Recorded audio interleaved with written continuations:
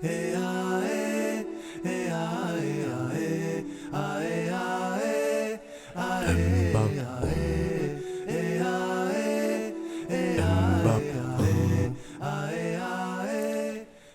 tells us that sub-Saharan Africans were brought to this land in bondage to fulfill a life sentence of involuntary servitude.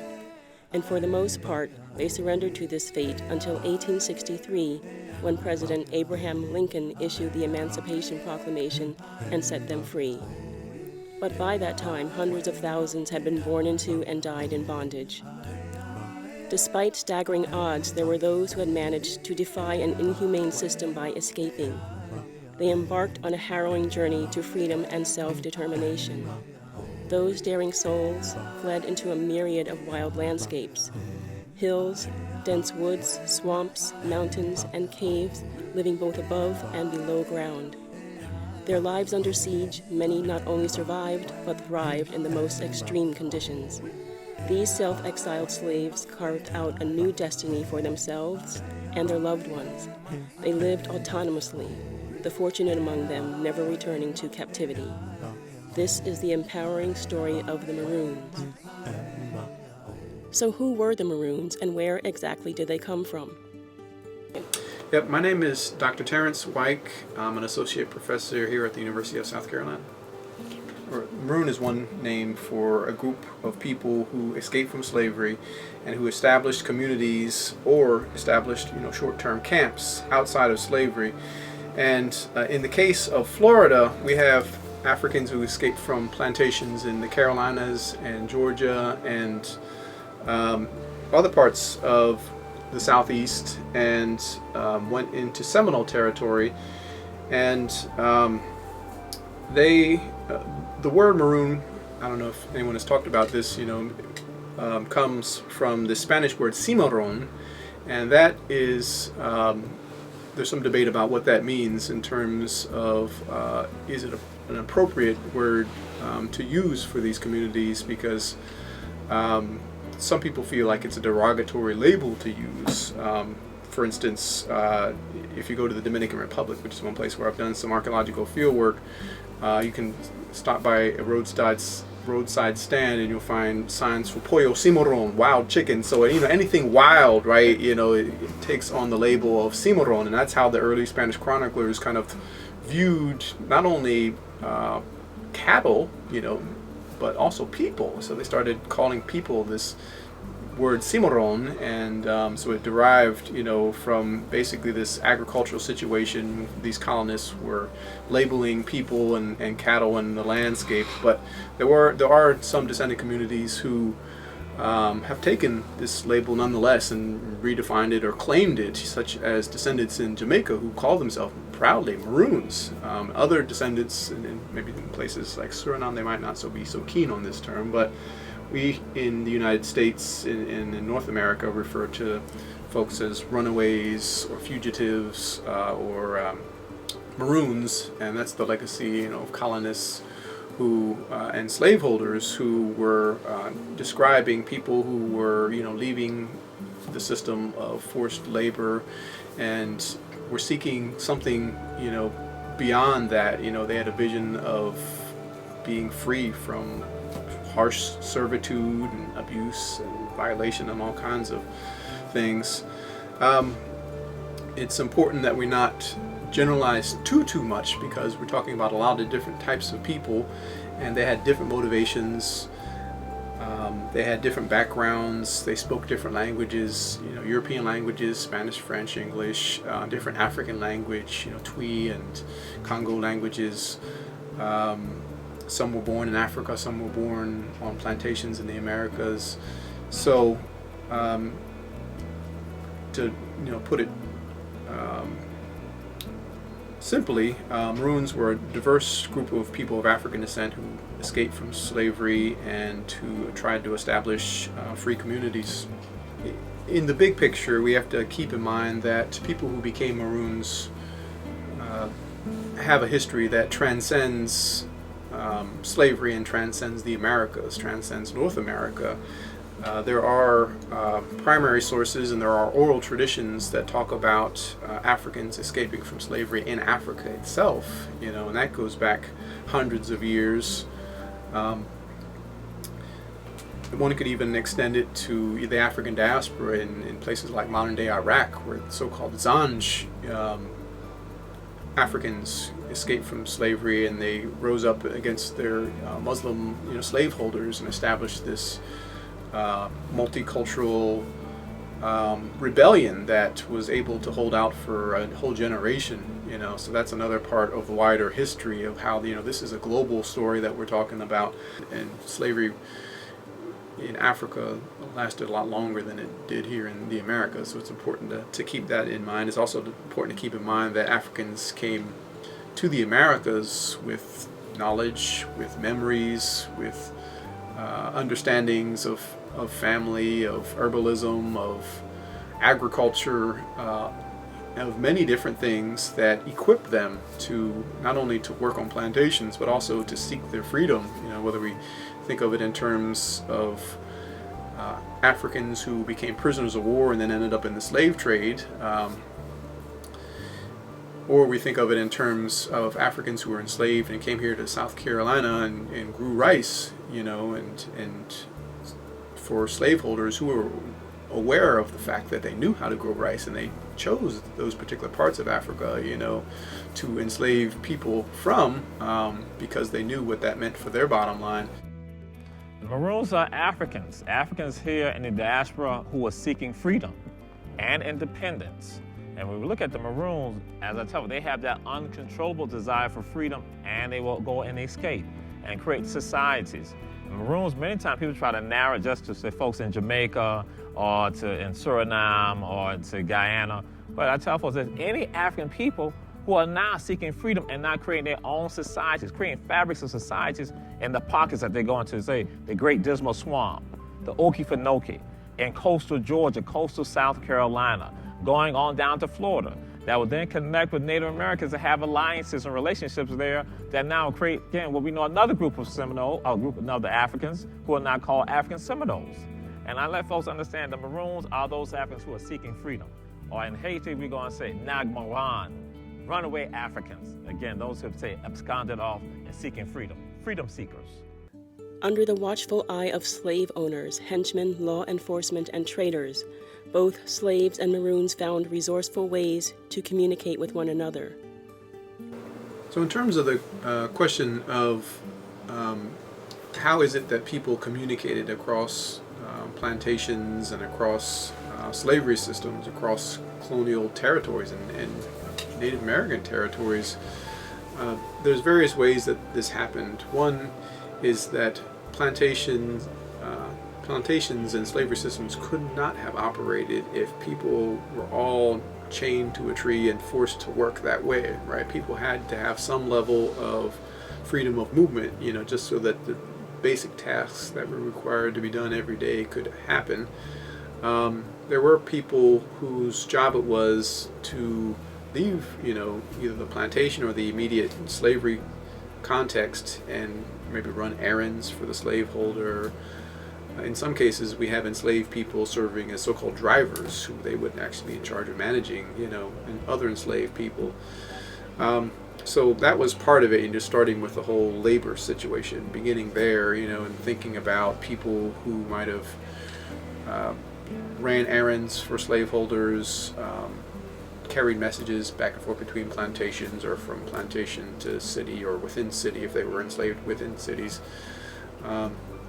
We had folks who served as carriage drivers, who would, through the course of their work, shuttling slaveholders or others around, they would have opportunities to talk with people. Slavery systems, people had off days. It didn't happen very often, but maybe one day a week, or they would have free days where they might tend to guard gardens or visit people. In some cases, slaveholders wrote passes for people to travel between plantations, and in some cases that was because they had family, in the region, right? So these are various instances.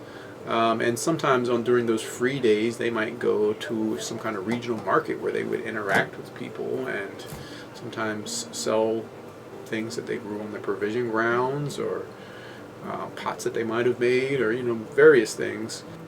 Another way that people communicated, even during slavery days and all the captivity and confinement that limited them, was some folks might have got word of things by way of Africans who were sailors. There's a lot of history to this. Paul Gilroy, a scholar in the UK, talks about how there was a large proportion, like maybe over 20% of the English Navy at one point, was of people of African descent. It's quite large. As I said earlier, for people who were interested in developing or joining Maroon communities, having information of a wider landscape and current events was important, because they needed to know there was some place to go. They needed to know there were some possibilities for finding, some sense of freedom. There were clearly no guarantees, but it certainly helps if you have information before you leave to do these things. And they weren't this sort of act of escaping, was punishable by death. People literally risked their lives. And for people who were to organize these communities, the ante was even higher, because those were the first people who would have been targeted, and the sentences and the punishments were much higher for those people, because slaveholders and colonists understood that if you're going to extinguish these communities, you want to take the head off of the community, right, in terms of the leadership. So, but nonetheless, people still communicated, and they still connected. The soldiers who fought against these Africans and Seminoles would often lament about how many communities, including Abrahamstown, were actually deserted by the time the soldiers arrived at these communities. So in the case of Abrahamstown, one of the only depictions of the town is the town set on fire, even though we have a nice kind of landscape shot of things. And but it's important to understand that these communities weren't, when they were under attack, by the military, oftentimes it was empty buildings that the military encountered because of these communication networks. And the U.S. military, I can point to specific sources that talk about how, it was either Native American or African, they didn't spell out, exactly how it worked, but, they had been tipped off, these communities, to the coming of the soldiers or slave patrols. And so it worked in various ways. It is one of the reasons why the United States military had a hard time defeating the Seminole forces, because there were lines of communication that were informing folks who were resisting against the military U.S. expansion. Well, how are the children to do? Are the queen quite head from the body of the Gullah Geechee Nation? Are the natives and Telling Island and things like that? It's so glad that 100 children to deal with we are. So many people have never been to the Gullah Geechee Nation, but St. Helena Island, that I'm a native of, is basically the center point of the Gullah Geechee Nation, which begins at Jacksonville, North Carolina, and runs southward to Jacksonville, Florida. It encompasses all of these islands in the Atlantic Ocean called the Sea Islands, and then extends 30 to 35 miles inland to the mainland, to the St. Johns River. And you'll see in the Gullah Geechee Nation's flag a tree right in the center, those human bodies intertwined together, that we can never be disconnected from one another. Well, that's what would happen in the Bushava, the Brushava. It would unite us further together. And so in those settings, people would, yes, praise God, and had faith that a better day was going to come. And they would shout all evening and things like that. But they would also pass on messages to each other. If there was a way to escape, if there was something else that was going to come up. The uprisings, like Denmark Vesey's uprising, for instance, with Gullah Jack, the planning went on in these types of places, praise houses, and then that eventually entered the church. Escaping was not an easy feat. How did they manage to escape, and where did they go? In terms of how the Maroons escaped, there were various ways they did that. There were various circumstances. Some folks would wait until they had an opportune time when no one was paying attention. Maybe it was during a particularly challenging situation, like where there was some kind of storm or natural disaster or something, under the cover of night, using the natural circumstances and environment and landscape to their advantage. Other folks would develop elaborate plans and rebel, collectively, or make plans to escape collectively, and they would leave in groups. Certainly there were networks of people, even though folks were forced to labor on plantations or labor in cities, people talked, and they talked across plantation borders, and they talked across geographic borders, and people, would exchange, information. So that's one thing that scholars talk about, is the flow of information and news, amongst enslaved people, amongst free people. And that certainly was important, because as someone who was going to escape, you had to know where slave patrols would be and where military forces would be, and the various things that would work to your disadvantage. You would want to know that ahead of time. So for those folks who were successful, those things were very helpful. So knowledge was just as important as taking a gun with you, when you escaped, in terms of what they took with them. And I think that's an important one. In some cases, people would leave with clothing, and certainly arms were very important to them. Taking people with them, there's all kinds of things that one had to consider. The flip side was that you had to be willing to carry whatever you took with you, so you were weighted down by the things you took, and many people, I think, probably didn't escape with very much, because it was to their disadvantage to take anything more than they needed. But people had to make those subjective choices when they were thinking about escaping and thinking about how to escape. People often escaped to places where it was hard for their pursuers to chase them and to get at them, and so places like Florida were, and the low country areas, of the east coast of what is today the United States, were important places, wetlands, because these were places where it would have been hard for people to chase them, and it would have been hard for hounds to track them through, the wetlands. The environment was also important because it supplied them with, people who chose to escape, with resources, whether it be food resources, wild game, whether it be raw materials to build houses, whether it be herbs to heal them or, fortify their health. So there are a variety of types of landscapes that Africans escape to, oftentimes wetland areas or highly forested areas, more wetlands in places like Florida and low country, and maybe parts of Louisiana. And there were more minor cases in mountainous areas, but in North America, one had to consider the Native American presence in more mountainous areas, such as the Cherokees, who often were allied with slaveholding regimes. One, because it was in their geopolitical interest to have allies who had, who were powerful and who wouldn't necessarily attack them, although that didn't necessarily work for most people. But it also was a potentially lucrative endeavor for Native Americans to police the borders, between the mountains, where some folks like the Cherokee lived, and the other areas, where there were slaveholding regimes set up and plantations. Maroons escaped to many different types of environments. One can look back, into some of the earlier scholarship, even after chroniclers stopped writing about them, and there were people like W.E.B. Du Bois and others who were writing about African American history back in the early 20th century, late 19th century, and who were talking about different travel routes, along which people would escape to. So, clearly the Appalachian Mountains would be one of them. Clearly the low country area in Florida would be another place.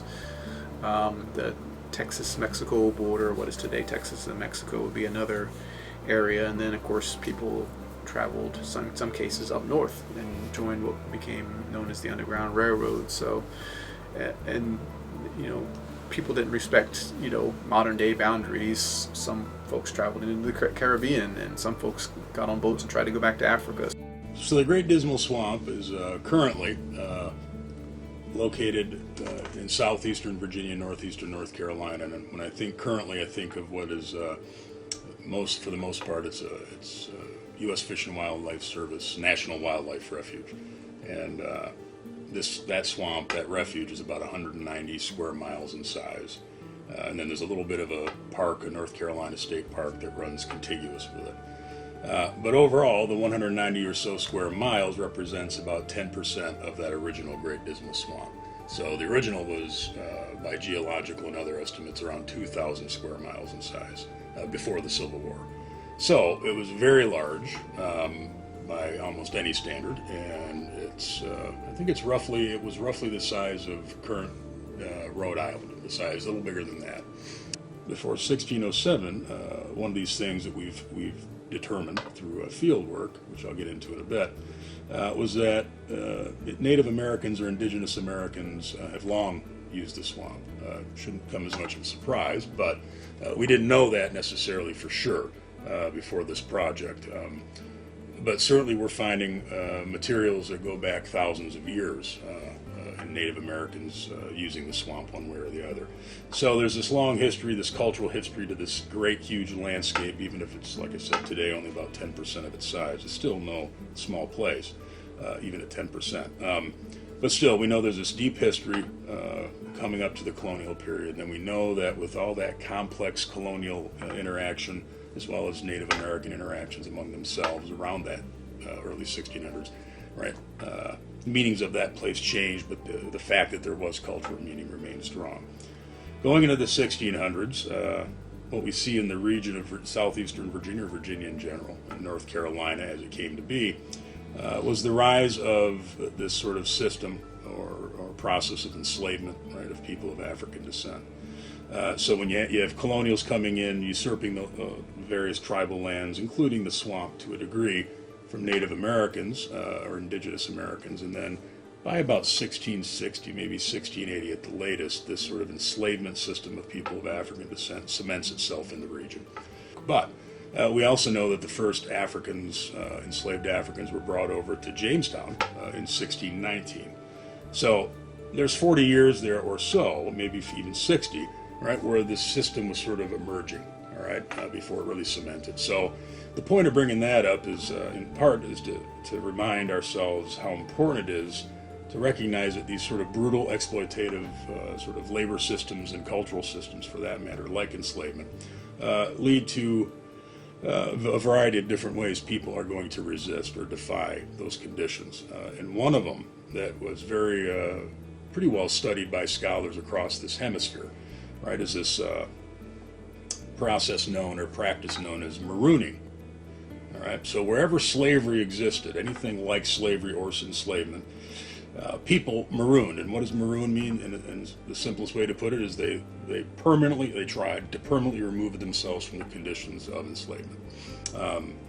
So this took a variety of forms, but certainly the one that is the forms or type of marooning that's most common, or at least most talked about in some ways, is where people came to inhabit these kinds of remote parts of the landscape, be it the Dismal Swamp or a mountain range or hill country that colonials hadn't quite settled for whatever reason, enslavers hadn't settled.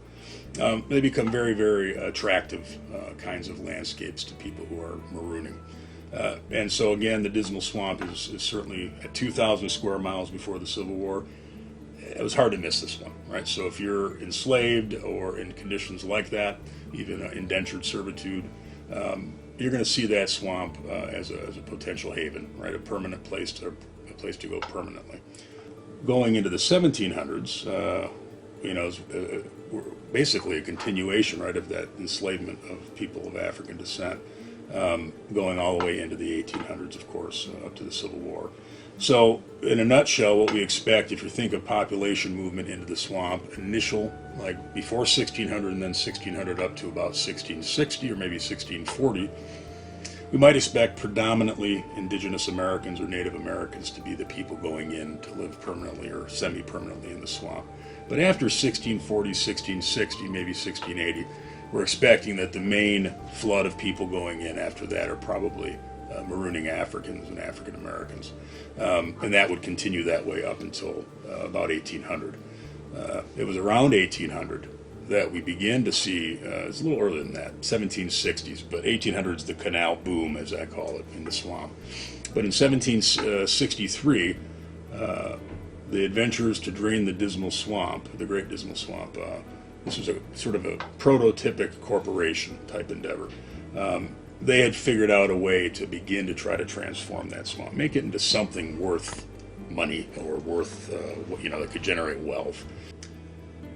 Despite all that, or even though all that, what I just said is true, the Dismal Swamp was an extremely safe place in terms of, for Maroons, particularly those going in the interior. It was extremely safe relative, or thinking of in particular, right, those groups of people who might go out and try to track them down and bring them back to the outside world.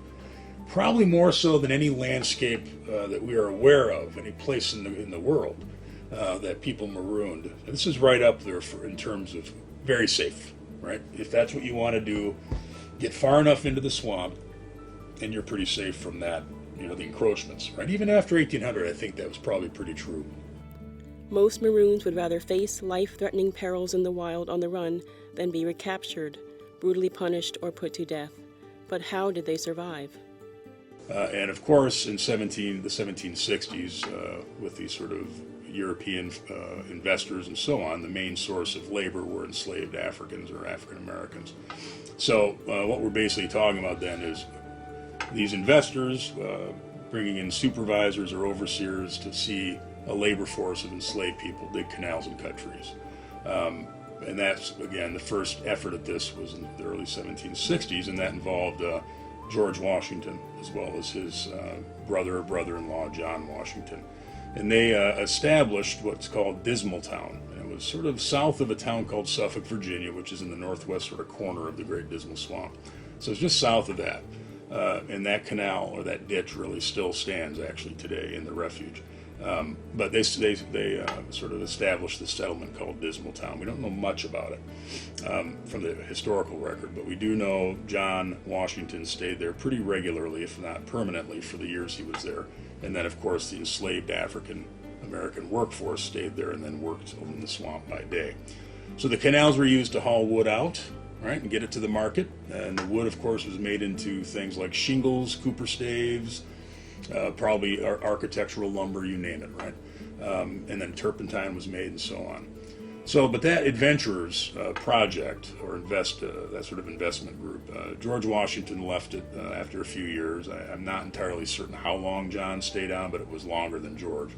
That kind of gave way after several years to this Dismal Swamp Canal Company. It's sort of like an offshoot, a developing, more substantial corporation or company that came around the late 1700s. We have evidence of ancient, right, use going back thousands of years by Native or Indigenous Americans of the swamp, and it turns out that they too gravitated to these areas of dry ground. Go figure, right? So what did they do 3,000 years ago or 4,000? Well, they sat there and they built cabins, or not cabins, but they built their homes or whatever it was, and then they used the stone tools and whatever else they had, made their ceramics, left in the ground like they did anywhere across the United States and elsewhere. Right? But it's there on these dry ground, these islands out in the swamp, and these people like Maroons, who are a big part of these sort of interior communities, right, as well as Native Americans, they're finding this old stuff that ancient people left behind, and they're bringing it up, right? It's part of their living world again. And they are using it, they're modifying it to attend to daily things, right? Daily tasks. So we're finding that evidence. We're not finding the mass-produced stuff in the quantities that we'd expect for a 1600, 1700, 1800 dated site, right? We're finding 95, 98% even, right, sort of swamp-available stuff being used and modified, right? And then a little bit, just a little bit, like 4, 5, 3% of the overall quantity of things we're finding come from that outside world. So it's actually really quite an interesting pattern right, as we call it in archaeology. And what's important then is that, right, that pattern, right, and this is what archaeologists just tend to do anyway, but that pattern stands for, right, is a key representative or representation, right, of the lifestyle, the life ways of these communities out there. And so, we have to imagine, right, because no documents recorded this for us. No one went out there and said, oh, this is how these people are living, and this is what. No one did that, not for this swamp, as far as we found. All right, so we don't have any sort of insider view. This is our only insider view, is looking in the ground, carefully excavating, right, recording everything we can, and then sitting in a place like this laboratory, analyzing stuff and coming up with some understanding of what this is all telling us. In this case, right, we have people, again, of whatever background, but primarily Native Americans and Maroons, going out to this island. Again, generation after generation, people going in, and they're all sitting there in that outside world, right? They've had enough, right? They've had enough of it. They've had enough of the brutality and the whatever else we want to think of. And they're going in the swamp, and then they're finding these communities of people that have the same evaluation, the same reaction, if you will, right? And the same action. They took control, essentially, and they went out in the swamp, and now here they are. How are they going to do this? Well, they're not going to simply replicate, right, the world outside that they're trying to get away from, right? Obviously, that's not going to happen. They're going to be sitting there thinking to themselves, how do we make our world better, right, in some sense of the word. And again, these ancient tools and ancient stones that were brought in by ancient peoples, right, they, what I call they resuscitated them, right? They brought them back into this realm of the living social world, whereas before they were deep in the ground, right, and now they're part of this community, and it becomes a key representation, like I said, of that sort of more self-reliant approach, to put it simply, right? So we're making our own stuff. We're relying on the ancient work and labors, right, of ancient peoples, because they brought the stuff out and they made those tools, and now they're going to, the Maroons and others in the communities are modifying them or using them in their modern moment. And then, of course, they're going to rely on the organic materials of the swamp. And so even though we don't have much of that survived, but we have the sort of footprints of dark soil of their cabins. So we know, again, this is not surprising, but they use swamp wood to build the cabins. They use some of that sand of the islands, right, and some of the lower levels of clay that are been, deeper in the ground of those islands, right, to sort of patch the sides, right, to sort of fill in the cracks of the sides of the cabin, and so forth. So they're just sort of, kind of doing what they have to, but it's also they're creating a pretty impressive social world. It's not a case of going out in the swamp and, oh no, it's a horrible, horrible place. No, they're making a very dynamic sort of social world out there, and I think they're pretty happy with it. Otherwise, we wouldn't see 250 or more years of continuous use. So it is not uncommon to read about Maroon communities in, say, the swamps of Louisiana or elsewhere in the hemisphere growing rice, right, in swampy environments. And then the community itself goes out and cultivates rice and other grains. And also, even on the island, we expect, they haven't found strong evidence yet, but I'm sure it's there to be found, of gardens, right, and that drier, sandy ground they're living on. And there they grow their gourds and whatever else garlic, doesn't matter, whatever they wanted to grow that didn't need to be sitting there in standing water. So, in any case, right, so they're not going out of the swamp to go, steal a hog or steal a cow or whatever necessarily all the time for food. They're growing their own. The swamp also has its share of wildlife, so they probably, one way or another, occasionally anyway, ate the flesh of other beings. However, we're not finding a lot of evidence for that yet, just sort of so you know. Usually we find a lot of bones if people are relying on meat for typical meal or meals, but we're not finding that nearly as much as you might expect. So I wouldn't say we have evidence for a strong reliance by any means. So I think there's an emphasis on the plants, growing the food, and occasionally, surely, right, eating animals one way or another. So a lot of stuff, consumables, right, marketable material stuff was going up and down these canals, and some of it was ending up in the hands of company workers, such as the ones that lived at this other site I worked at in the Cross Canal. And so, in any case, right, 1800 is when this starts happening, roughly, again, the boom anyway, for the canals. So you got to imagine this pretty good sized swamp. There are several, 6, 7 new canals, relatively new canals being dug, or they're finished. Now you got the lumbering going on. But in between all those canals are still these very remote places, all right? And when we say in between canals, we're still talking hundreds of square miles potentially, right, between this canal or that canal, whatever it might be. So there's plenty of space or land still for these community resistance communities of Maroons and others, right, to stay and persist. But we also have to expect that that canal boom is going to change things. And that gets back to that initial question that I mentioned that we had for the nameless site, right? What's going on after around 1800 and after, right, at this site? And why do we see a potential change? And one of the things that I think happened was that these, at least at the nameless site, but probably for most swamp interior communities of Maroons, right? Well, the community shrunk one way or another, and there's a good reason to think that. One was in the 1770s. There was the British Emancipation Proclamation, basically, that came out of Norfolk. Lord Dunsmore, his proclamation. And so we know several hundred people from all the counties around the swamp enslaved African Americans went and answered that, joined the British, right, because they were promised freedom. So we might expect that some people from these interior communities learned about it, and then they left, right, one way or another. But think 20 years down the road then, so that happens, but also with the rise of the canal companies, one of the things that the documents suggest to us is that Maroons worked surreptitiously for the companies. And so what they ended up doing was coming up with this quota system, they being the canal companies, typically. And they kind of said, okay, right, you're going to lumber for us for the next year. That's the contract we have with your owner. If you produce X number, let's say 500,000 shingles, right, in the next, by the time you have to produce 500,000. If you produce 500,000, we're basically even. If you make more than 500,000, you will get paid for each additional shingle, some small amount, but it could add up quite significantly.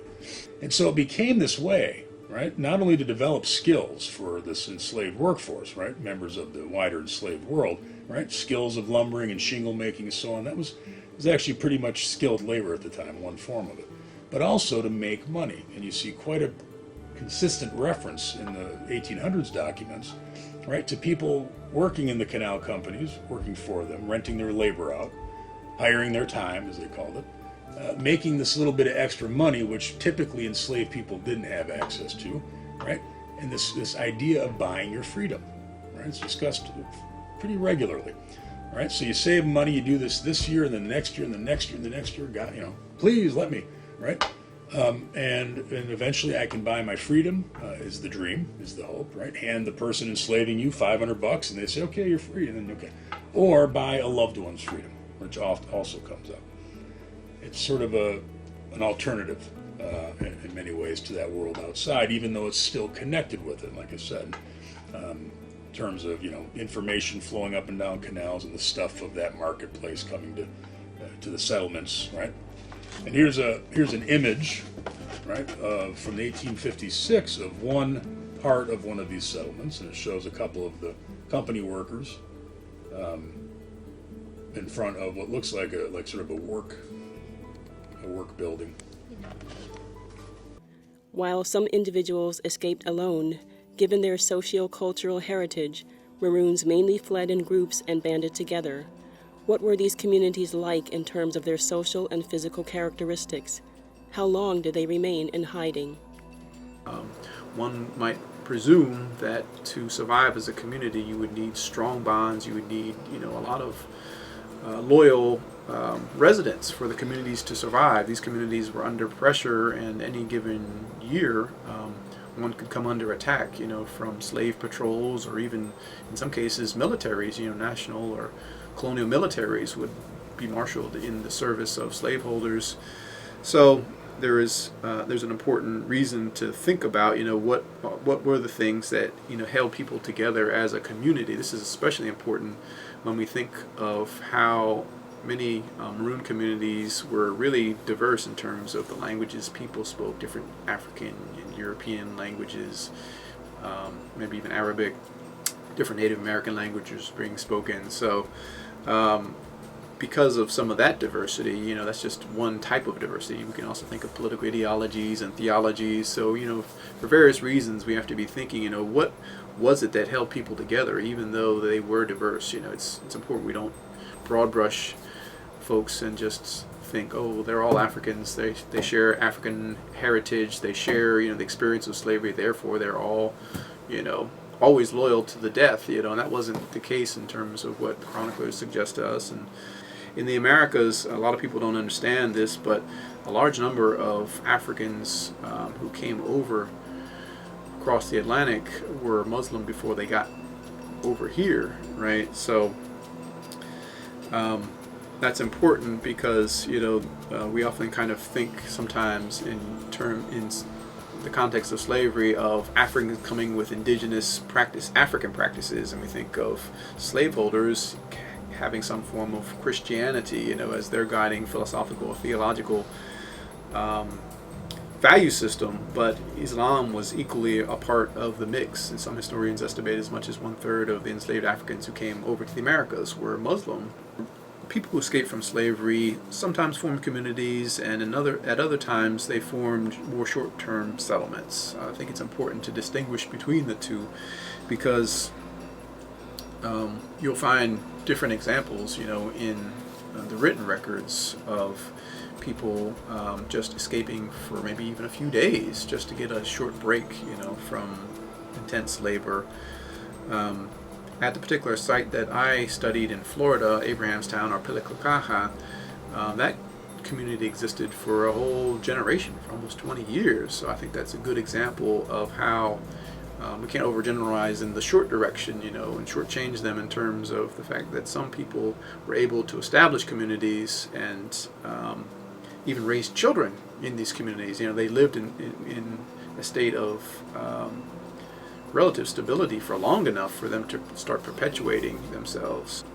Places like Piliclacajá were on the long end of the spectrum in terms of the extent of these communities. Many of them were rather short-lived, but as Sylvain Diouf and other scholars have noted, some people escaped from slavery and actually kind of stayed outside of slavery, after the Civil War even had occurred. So, there were particular, instances where some people were able to stay away, maybe not so much as communities, but sometimes as individuals or even as small family groups, for decades or for years. In the broader backdrop of Seminole history, a lot of communities were exclusively Seminole, and it might have been exclusively African or Maroon peoples. So that's just a part of the bigger picture in terms of the options people had when they were escaping from slavery or the circumstances they encountered. Martha Russell Beretta. I'm Executive Director of the Blanchard House Museum of African American History and Culture of Charlotte County, located in Punta Gorda, Florida. Out of these inhospitable and inaccessible areas, they were able to build settlements. Florida was ideal, first of all, because there was so much swampland, and the climate, it was ideal for them. But when you look at what they had to do, which is what I find a particular interest, is how do you take this diverse group of people, like the Seminoles, who remember came from spoke different languages. You had, just because they were African, did not mean that they were all from the same area or if they all spoke the same language. You had different ethnic groups. You had different languages. And so this group of people, whose primary focus was freedom, had to build a new people. They had to start to make a new ethnic group, who were the Maroons. They had to find and to create a Creole language, because they had many different African languages.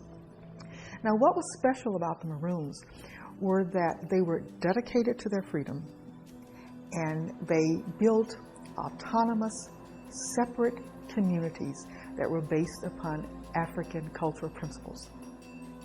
Several dedicated archaeologists have taken teams into dense, unforgiving wilderness to search for tangible evidence of the existence of Maroon communities. One such community was Angola. Looking for Angola started when Vicky Olda decided that the research done by Cantor Brown Jr. that revealed the archival from the archives that there was a Maroon community on the Manatee River, that evidence of that should be found, material evidence. And so she pulled together an interdisciplinary research team that included myself, another archaeologist, Terry Week, a cultural anthropologist, Rosin Howard, an educator, Louis Robeson of Manatee County Schools, Herbert White, who's a public historian, as well as Cantor Brown Jr., the historian who first discovered this community through the archives. And the project was never just an archaeological endeavor. It always had a public component. We can call it public archaeology or public anthropology. The idea was that all through the research process, we'd share the questions and findings as we went along. And it's been a long process of making sense of the archival material, making sense of the geography, figuring out what has been done, what we know already, and how it fits with what we're finding, engaging in archaeological excavations, both terrestrial, on land, and underwater, taking both the shortcomings of the excavations, but also seeing some of the positive possibilities. When we started looking for Angola, the archival resources told us that the Maroons settled in the southern part of Tampa Bay. We knew that they would be by the Manatee River and on the south side of the Manatee River. But the Manatee River is more than 60 miles long. We had a lot of area to consider. There are a few places that seemed likely but were difficult to access. One of the places that seemed possible was right by the Manatee Mineral Spring.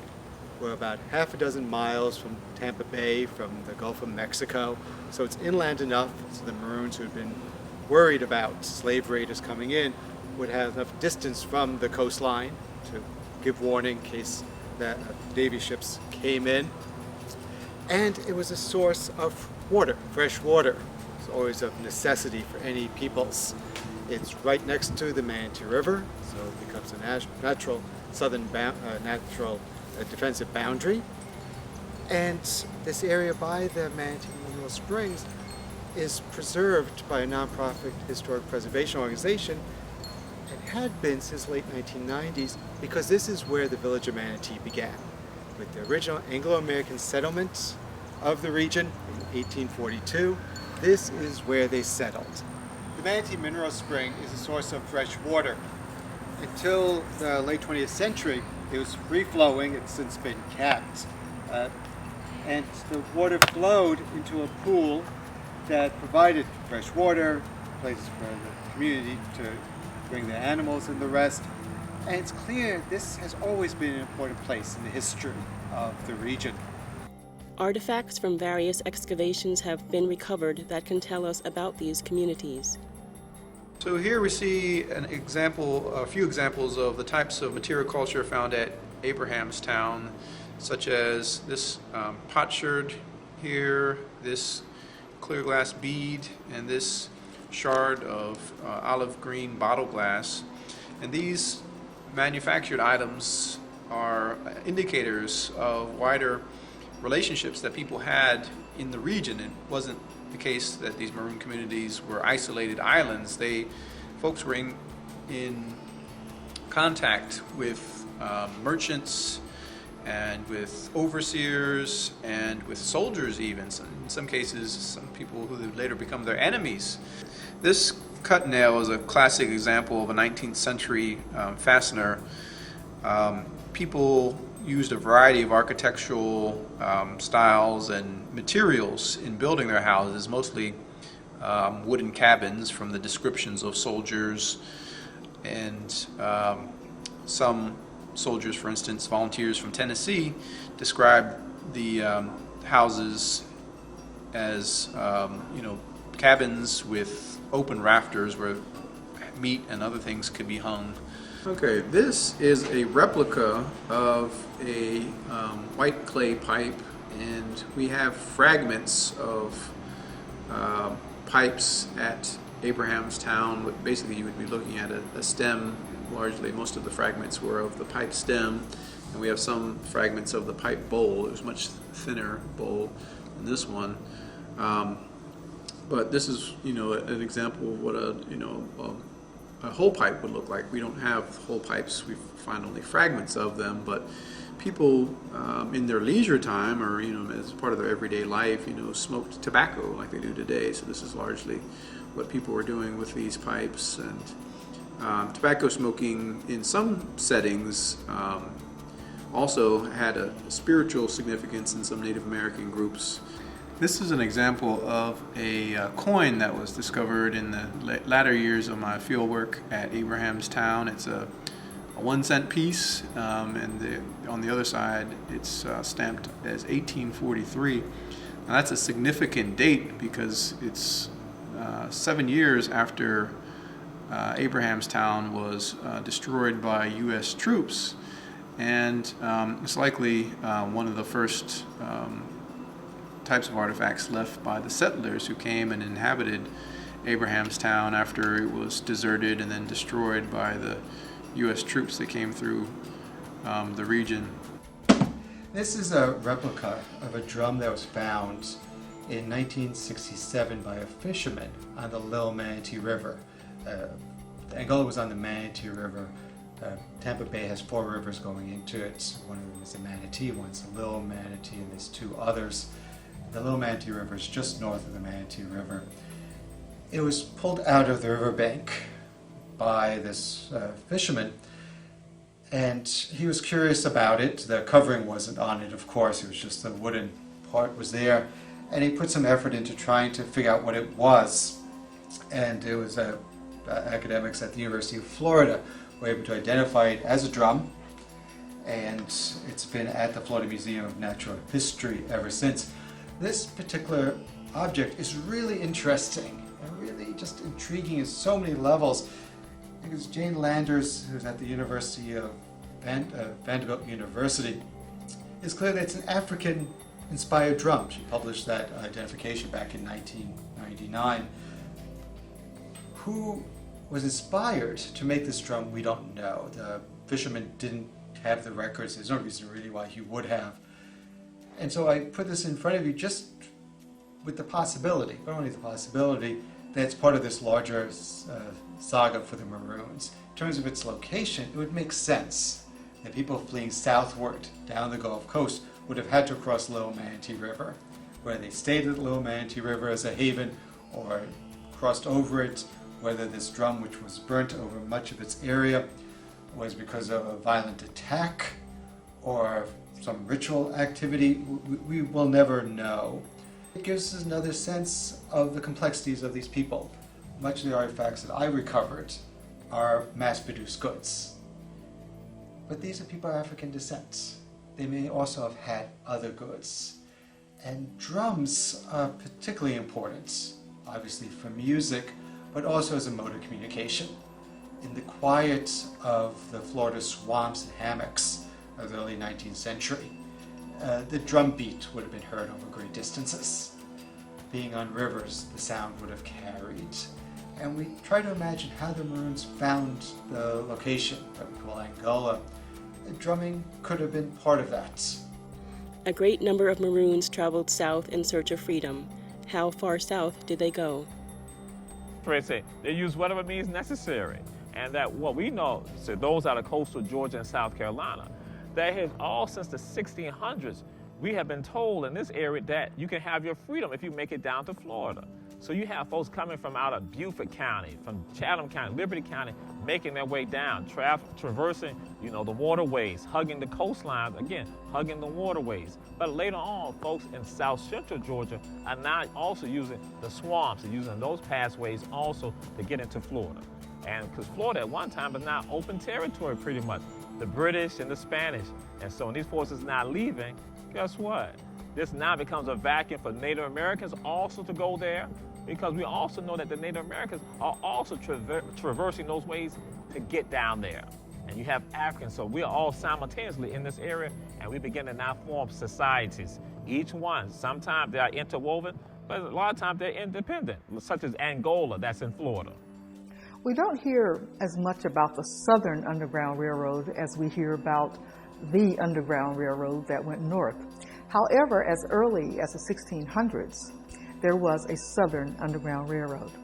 And in this Southern Underground Railroad, Africans escaping enslavement from South Carolina came to the land of refuge, which was Florida. As early as 1693, the King of Spain issued an edict that said that all Africans who escaped slavery and came to Florida could be free. And so Florida became the land of refuge. Along the way, Maroons encountered different Native American tribes and groups of people. Many would go on to forge new societies and even strategic alliances.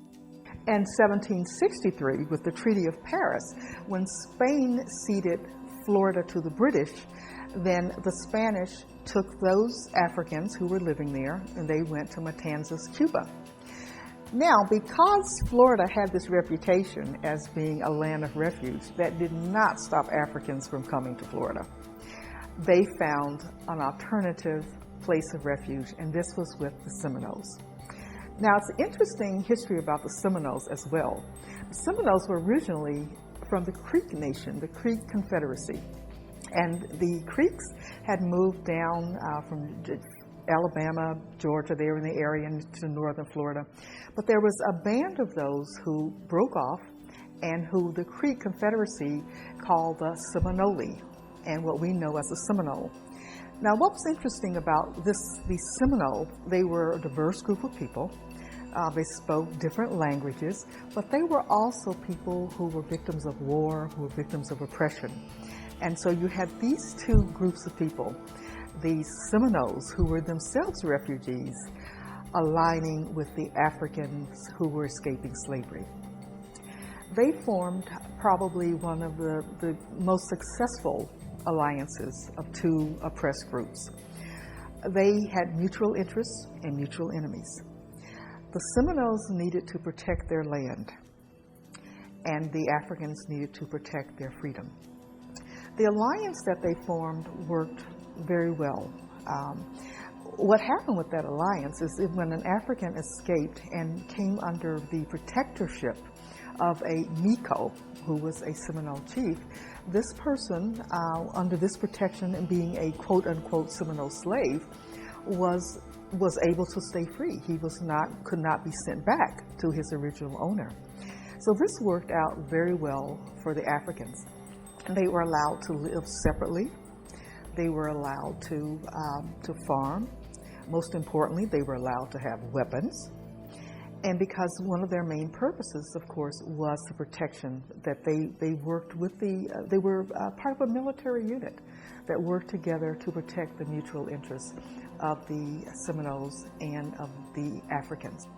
In spite of their alliance, it has been documented that Seminoles enslaved Africans.